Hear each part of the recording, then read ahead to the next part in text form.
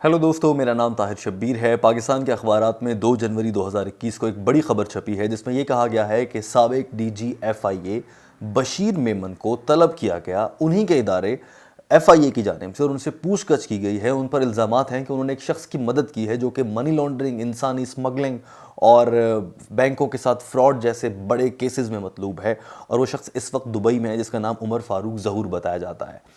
ये वही DG FIA हैं बशीर मेमन, जो कि हुकूमत पाकिस्तान बिलखुसूस वज़ीर आज़म इमरान खान पर इल्ज़ामात लगा चुके हैं। और उन्होंने कहा था कि जब वो डीजी एफआईए थे तो इमरान खान ने उन्हें अपने दफ्तर में बुलाया था और कहा था कि मरीम नवाज़ के ख़िलाफ़ उनके मीडिया सेल के मामलात को लेकर कुछ सख्त केसेस बनाओ और उन्हें गिरफ्तार करो।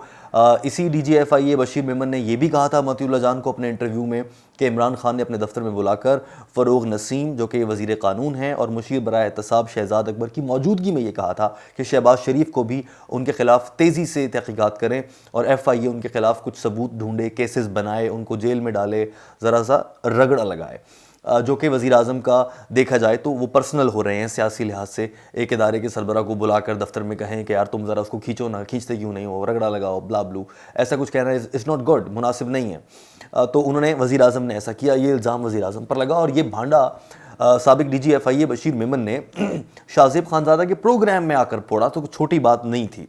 इस पर कुछ वजाहतें भी आती रही छोटी मोटी, उल्टा ये कहते रहे कि ये तो हमसे कुछ मांग रहे थे, हमने इनको नहीं दिया और ऐसा कुछ। बहरहाल तो हुकूमत पर ये इल्ज़ाम तो बहुत सख्त और बड़ा लगा था, जिससे ये पैगाम मिलता है कि जो एहतसाब इमरान खान कर रहे हैं नून लीग का, वो सारा जाली है और ज़बरदस्ती करवा रहे हैं। लिहाजा हुकूमत को इस बात का बहुत दुख था। अब ऐसा लगता है कि वक्त आ गया है कि हुकूमत बदला लेगी इनसे, और बदला लेने के लिए अब डीजी एफआईए जो दूसरों पर इल्ज़ाम लगा रहे थे, यकीनन वो बहुत पवित्र होंगे, खुद बहुत साफ़ होंगे, उनके खिलाफ कोई इल्ज़ाम ढूंढना भी बड़ा मुश्किल होगा। वही आदमी जुर्रत करता है ना किसी पर, बिलखुसूस वज़ीर आज़म पर इल्ज़ाम लगाने की, जिसका अपना दामन बहुत साफ़ हो, उसको पता है कि मेरा तो कुछ नहीं निकाल सकते। लेकिन अब हुकूमत या एफआईए ही, जो उन्हीं के अंदर काम करने वाला इदारा था, वो बहुत कुछ निकाल लाया उनके खिलाफ। और इसी सिलसिले में 2 जनवरी 2021 के अखबारात में खबर छपी है जिसमें यह बताया गया है कि उनसे एफआईए ने तलब किया, उन्हें उनसे बातचीत की, पूछा, और साथ में जो साबिक डीजी एफआईए बशीर मेमन साहब हैं, इन्होंने ज़मानत कबलस गिरफ्तारी भी हासिल कर ली। यानी कि उनको डर है कि उनको गिरफ्तार कर लेगा उन्हीं का अपना इदारा जिसकी वो सरबराही करते रहे हैं। तो मामला बहुत दिलचस्प है। इसकी कुछ मुख्तसर तफसीलात मैं आपके सामने रख देता हूं दोस्तों। पहले मुख्तसरन ये जान लीजिए कि एफआईए होता क्या है। फेडरल इन्वेस्टिगेशन एजेंसी, ये वो इदारा है जिसने तहकीकात करनी होती हैं बहुत से मामलात पर। यानी कि अगर कोई इमिग्रेशन का क्राइम करता है, कोई इकोनॉमिक क्राइम करता है, कोई साइबर क्राइम करता है, या फिर किसी और नौयत के क्राइम करता है, वो सारे आमतौर पर टेररिज्म और बाकी मामलात, ये बड़ा ताकतवर इदारा है, मुख्तसरन ये कहा जा सकता है। और ये मातहत होता है वजारत दाखिला के, यानी कि जो भी वज़ीर दाखिला होगा वो इसे कंट्रोल करेगा। और वज़ीर दाखिला रिपोर्ट करता है पाकिस्तान के चीफ एग्जीक्यूटिव वज़ीर आज़म को, यानी कि एफआईए आमतौर पर वज़ीर आज़म की मुट्ठी में होता है। लिहाजा ये बात खारिज से इम्कान नहीं है कि वज़ीर आज़म कभी भी डीजी एफआईए को बुलाएं और कहें कि बात सुन भाई, ज़रा रगड़ा लगाना मेरे सियासी मुखालिफिन को, और फिर वो लगा भी देते हैं। माजी में ऐसा होता रहा है। अगर माजी की ही बात कर लें, अभी बशीर मेमन साहब जो हैं ये डीजी एफआईए रहे 2017 से लेकर 2019 दिसंबर तक। उससे पहले जो डीजी एफआईए थे वो वाजिद ज़िया थे, और ये भी बहुत सियासी रहे क्योंकि इन्होंने पनामा केस में बनने वाली जेआईटी की सरबराही की थी। और उस जेआईटी ने जैसे काम किया और वाजिद ज़िया को जैसे नवाजा गया या उनको कुछ अहदों से और बाकी चीज़ों में सेटलमेंट दी गई, उससे मालूम होता है कि आमतौर पर जो डीजी का अहदा है वो सियासी मकासद के लिए भी पाकिस्तान में इस्तेमाल होता है। लेकिन अब ये खबर आई है कि इल्ज़ाम लगा दिया है एफआईए ने अपने ही साबिक boss director general Bashir Memon साहब पर। और वो इल्ज़ाम ये लगा है कि एक शख्स है उमर फारूक ज़हूर। पहले मैं आपको इस शख्स के बारे में भी बता देता हूँ ताकि बात समझ आ जाए कि मामला है क्या। उमर फारूक ज़हूर के बारे में ये लिखा है कि ये इंसानी स्मगलिंग करता है, ये बैंकों के साथ फ्रॉड में मुलविस है। इसने $12 मिलियन का फ्रॉड किया एक बैंक के साथ। एक और ख़बर के मुताबिक इसने 89 मिलियन क्रोन, जो कि करेंसी है नॉर्वे की, उनका भी फ्रॉड किया एक नॉर्डिक बैंक के साथ। उसका नाम गालिबन बैंक ऑफ नॉरेडा है। उनके साथ भी फ्रॉड किया। लिहाजा इसके अलावा तुर्की, स्विट्ज़रलैंड, नॉर्वे, इन ममालिक में इस शख्स ने फ्रॉड किए हैं। बेसिकली ये शख्स पाकिस्तानी था मगर बिजनेसमैन बन गया, बाहर चला गया और बैंकों के साथ फ्रॉड किया 2010 में। और इंटरपोल जो कि एक आलमी पुलिस होती है, इंटरनेशनल पुलिस, उसकी मदद से इन बैंकों ने, इन ममालिक के बैंकों ने दरख्वास्त कर रखी है कि ये बंदा हमें चाहिए क्योंकि इसने बड़ा फ्रॉड किया है हमारे साथ। लिहाजा ये शख्स भागकर दुबई चला गया और वहाँ पर बैठा हुआ है। अब चूंकि इंटरपोल ने इसको गिरफ्तार करना है, लिहाजा इंटरपोल ने दुनिया के हर मुल्क को बता दिया। जाहिर है जो उस बंदे का आबाई मुल्क पाकिस्तान है उनको भी बताया जाएगा और बता दिया गया कि उमर फारूक ज़हूर है जो कि कभी पाकिस्तान में दाखिल होने की कोशिश करे तो गिरफ्तार कर लीजिएगा, हमें चाहिए है क्योंकि इसने नॉर्वे के बैंक के साथ फ्रॉड कर रखा है, इंसानी स्मगलिंग में मुलव्वस है, मनी लॉन्ड्रिंग भी करता है। लिहाजा इंटरपोल इस्लामाबाद को मालूम था और इसका नाम रेड लिस्ट पर था। लेकिन जब FIA के डायरेक्टर जनरल थे बशीर मेमन साहब, वाजे रहे कि ये FIA का ही काम है किसी का नाम एग्जिट कंट्रोल लिस्ट में डालो, रेड लिस्ट में डालो, ब्लैक लिस्ट में डालो, मुल्क से बाहर जाने दो, मुल्क में ना आने दो, ये सब FIA की मुट्ठी में है, या कानूनी तौर पर FIA का इख्तियार है कि उसने कैसे इस्तेमाल करना है इन सब चीज़ों को। तो अब ये शख्स 39 मरतबा पाकिस्तान के दौरे कर गया। कब? जब FIA के DG थे बशीर मेमन साहब। अब दाल में कुछ तो काला है। आप FIA के DG हैं, एक शख्स का नाम रेड लिस्ट पर है, वो कैसे मुल्क में दाखिल हुआ? शहबाज शरीफ ने मुल्क से बाहर जाने की कोशिश की थी, गो के उन्हें एस्टेब्लिशमेंट की, हुकूमत की इजाज़त भी थी, फिर भी जब वो एयरपोर्ट पर पहुंचे FIA की एक खातून एहलकार ने रोक के उनको कह दिया कि आप नहीं जा सकते क्योंकि आपका नाम यहाँ पर रेड लिस्ट में है। तो इतना आराम से पकड़ा जाता है सब कुछ। एक शख्स 39 बार पाकिस्तान के दौरे करता रहा और DG FIA ने उसे नहीं रोका, यह FIA सोता रहा। दूसरा सवाल यह पैदा होता है कि शख्स इश्तिहारी मुल्जिम है और इसे पूरी दुनिया की अदालतों ने तलब कर रखा है। ऐसे शख्स के पाकिस्तान के दौरों पर और इंटरपोल पुलिस ने गिरफ्तार करने को कह रखा है। ये जब पाकिस्तान आया तो इंटरपोल पाकिस्तान ने इसे गिरफ्तार क्यों नहीं किया?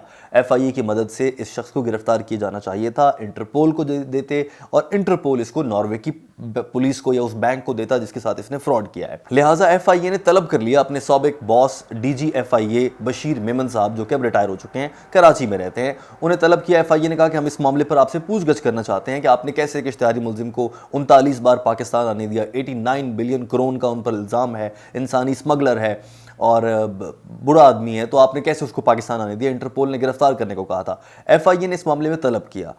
वो पेश नहीं हो सकते थे FIA में, उनकी मर्जी है, आमतौर पर बहाने कर लेते हैं बड़े लोग, लिहाजा उन्होंने भी बहाना किया। FIA ने कहा कि ठीक है हम वीडियो लिंक के जरिए रिकॉर्ड कर लेते हैं आपका बयान। तो वीडियो लिंक के जरिए ये समाअत हुई, यह बयान रिकॉर्ड हुआ। जब ये वीडियो लिंक के जरिए बयान रिकॉर्ड हो रहा था तो उस मौके पर जब FIA ने ये सारे सवालात कुछ सबूतों के साथ उनके सामने रखे हैं तो DG साहब थोड़ा सा चकरा गए और उन्होंने वो वीडियो लिंक से खिसकने की कोशिश की और कहा कि मैं देख लूँगा तुम्हें, मैं जवाब दूंगा, पहले मेरे सामने ये लाकर दिखाओ कि मैं तो चलो 2017 में DG बना था, ये शख्स 2010 से मतलूब है, याद रखिए, और 2004 में भी कुछ केसेस थे। तो इतने पुराने अरसे के जो सारे DGs गए हैं उनसे भी आपने पूछा है कि उस बीच भी तो ये पाकिस्तान आया है, उस बीच क्यों नहीं पूछा कि यार तुम लोग DG थे तो ये कैसे ये सब कुछ करता रहा? लिहाजा बशीर मेमन साहब ने ये नहीं कहा कि मैं इस शख्स को नहीं जानता, मैंने इसको सपोर्ट नहीं किया। उन्होंने कहा कि बाकियों से भी पूछो ना, मुझसे क्यों पूछ रहे हो? जिसका मतलब ये होता है कि मैंने चोरी की है पर उन्होंने भी तो की है। तो बशीर मेमन साहब ऐसा लग रहा है कि इस मामले में ये कह रहे हैं। और उन्होंने साथ में ये भी कहा कि मुझे रिकॉर्ड दिखाएं, मुझे दिखाएं रिकॉर्ड के मैंने कब कहा कि उमर फारूक ज़हूर को आने दो, या उमर फारूक का नाम रेड लिस्ट से निकाल दो, या उमर फारूक आएगा मेरा आदमी है उसको आने दो। मैंने कहीं पर कोई ख़त लिखा हो, किसी अफसर को कहा हो, कोई सबूत हो तो मेरे सामने लाएं। बहरहाल इस मामले को देखते हुए इस समाअत को मुलतवी कर दिया गया आने वाले कुछ रोज़ के लिए। दोबारा FIA ने कहा कि हम तलब करेंगे। इसी दौरान ख़तरा है बशीर मेमन साहब को कि वो गिरफ्तार ना हो जाएं, लिहाजा उन्होंने सिंध हाई कोर्ट से 50,000 रुपये के मचलकों के एवज़ एक ज़मानत हासिल कर ली है, जिसे उबूरी ज़मानत कहते हैं या प्री अरेस्ट बेल कहते हैं। उनको डर है कि FIA उन्हें गिरफ्तार कर लेगा। अब दोस्तों सवाल ये पैदा होता है कि रियासत पाकिस्तान जो साबिक DG FIA पर इल्ज़ाम लगा रही है वो सच्ची है कि इन्होंने एक इश्तिहारी की मदद की, या फिर साबिक DG FIA बशीर मेमन साहब सच्चे हैं, वो कहते हैं कि मैंने मदद नहीं की, और वो जो ये कह रहे हैं कि हुकूमत ने, इमरान खान ने मुझे कहा था कि नून लीग के ख़िलाफ़ केसेस बनाओ, वो सच्चे हैं। अब इस मामले में हमें जानना है कि सच कौन बोल रहा है। ज़ाहिर है तहकीकात होंगी तभी मालूम होगा, इधर स्टूडियो में बैठकर तो मैं आपको सब कुछ नहीं बता सकता हूँ, लेकिन मैं आपको दावे से कह सकता हूँ जिस हद तक मेरा सहाफ़ती तजर्बा है 7-8 साल का, उसमें मैंने ये देखा है और मैं उसकी बुनियाद पर ये कह सकता हूँ कि ये दोनों ही सच बोल रहे हैं। इमरान खान ने DG FIA को कहा होगा कि आप केसेस बनाएं जितना उनको शौक है एहतसाब का, आप भी जानते हैं, मैं भी जानता हूं, और कोई रिटायर्ड DG कभी ऐसे नहीं मुंह खोल सकता अनलेस उसने कुछ अपनी आंखों से देखा हो, और आमतौर पर ये DGs ब्यूरोक्रेट्स रिटायर होने के बाद मुंह खोलते हैं। इसी तरह से बशीर मेमन ने मुंह खोला, उन्होंने अपना सच बोल दिया, लेकिन हुकूमत से ये सच बर्दाश्त नहीं हुआ, लिहाजा हुकूमत ने कहा कि आपसे तो बदला लेंगे, हम छोड़ेंगे तो नहीं इतने आराम से। अभी इस मामले पर आप देखेंगे मुस्तकबिल में फ़रूक नसीम और शहजाद अकबर प्रेस कॉन्फ्रेंसेस भी करेंगे, इनके खिलाफ नए केसेस भी खोलेंगे, इनके खिलाफ कुछ टैक्स फ्री इन एरियाज़ में कुछ कंपनीज बनाने का इल्ज़ाम भी आएगा बशीर मेमन के खिलाफ। बहरहाल तो हुकूमत अब बदला लेने पे आ रही है। बदला लेने के लिए इनका जो केस खोला है कि आपने किश्तहारी की मदद की, ये भी 100% सच है, क्योंकि मैं इसके सबूत के तौर पर आपको एक तस्वीर दिखाता हूं जिसमें यही DGFIA माफ़ कीजिएगा दुबई के अंदर एक कुछ शेख भी हैं वहां पर, और ये जो शख्स हैं उमर फारूक ज़हूर, इनके साथ खड़े हुए नज़र आते हैं। और बताया जाता है कि ये तस्वीर बहुत ज़्यादा पुरानी नहीं है, लिहाजा मुलाकातें होती नहीं हैं, फ़ायदा भी उठाया होगा इस बड़े बिजनेसमैन से।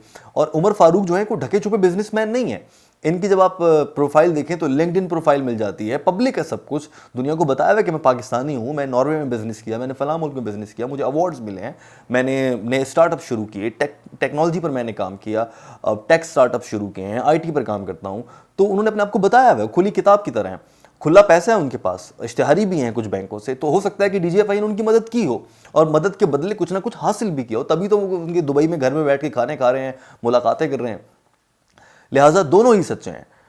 बशीर मेमन साहब ने मदद की, एक इश्तिहारी की अपने फ़ायदे के लिए, यकीनन की होगी। हुकूमत ने यकीनन, इमरान खान ने कहा होगा कि शहबाज शरीफ या मरीम नवाज़ को घसीटो पकड़ के, यार क्यों नहीं नैब वाले काम कर पा रहे, तुम कर दो FIA, कान खींचो इनके, जब भी खान साहब चाहते होंगे। तो दोनों सच्चे हैं, मगर ये सच जो है ये तब तक दबा हुआ था जब तक दोनों आपस में लड़े नहीं थे। यानी कि ये सच इस्तेमाल हो रहा है एक दूसरे को जलील करने के लिए, ये सच इस्तेमाल नहीं हो रहा आपको और मुझे फैसिलिटेट करने के लिए। इमरान खान नवाज शरीफ का, मरीम नवाज का, शहबाज शरीफ का एहतसाब चाहते हैं। क्यों? उन्हें खुद गुस्सा है, उन्हें लगता है कि ये मेरे सियासी रुकावट है, ये हट जाएंगे तो मैं आइंदा फिर वज़ीर आज़म बन सकता हूँ। बशीर मेमन साहब इमरान खान के राजों को तो खोलते हैं, या हुकूमत जो है जवाब में बशीर मेमन के राज तो खोल देती है कि आप इश्तिहारी हो रही हैं। हुकूमत को पहले से मालूम था, मगर तब तक चुप थे जब तक बशीर मेमन ने इल्ज़ाम नहीं लगाए थे।